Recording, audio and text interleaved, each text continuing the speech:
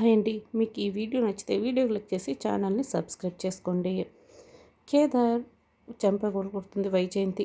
ఎంత ధైర్యం ఉంటే నా మొగుడి ప్రాణాలు తీయాలని చూస్తావు అని కోపంతో రగిలిపోతూ మళ్ళీ కేదార్ చెంపపై కొట్టడానికి రెండోసారి చేయెత్తుతూ ఉంటుంది. అప్పుడే ధాత్రి అత్తయ్య గారు ఆగండి, మీరు అనుకున్నట్లుగా కేదార్ ఏ తప్పు చేయలేదు అని ధాత్రి అడ్డుకుంటుంది.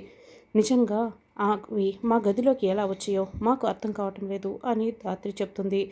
ఎందుకు అర్థం కావటం లేదు? ఎంత బతిమలాడినా కూడా నాన్న వాడిని కొడుకు అని ఒప్పుకోవటం లేదు కదా. అందుకే కోపంతో ఈ కేదార్ గాడు నాన్నని చంపాలని చూశాడు అని యువరాజ్ అంటాడు. మీ నాన్న ప్రాణాలు తీయాలని చూసిన వాడితో నీకు మాటలేంతరా బోడా, మెడ పట్టుకొని వాడిని బయటికి గెంటేరా అప్పుడా అని వైజయంతి అంటుంది.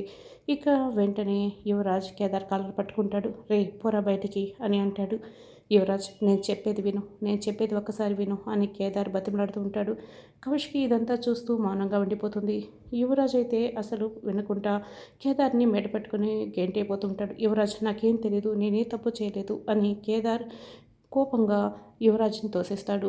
ఇక యువరాజ్ కింద పడిపోతాడు. అయితే యువరాజ్ ఎప్పుడైతే కింద పడిపోతూ ఉంటాడో అప్పుడు యువరాజ్ పాకెట్లో ఉన్న ఇన్హేలర్ కింద పడుతుంది. అందరూ కూడా షాక్ అయి ఇన్హేలర్ని చూస్తూ ఉంటారు. వెంటనే ధాత్రి ఆ ఇన్హేలర్ని చేతిలోకి తీసుకుంటుంది. ఇది మామయ్య గారి పాత ఇన్హేలర్ కదా, నీ పాకెట్లోకి ఎలా వచ్చింది యువరాజ్ చెప్పు అని ధాత్రి యువరాజ్ని నిలదీస్తుంది.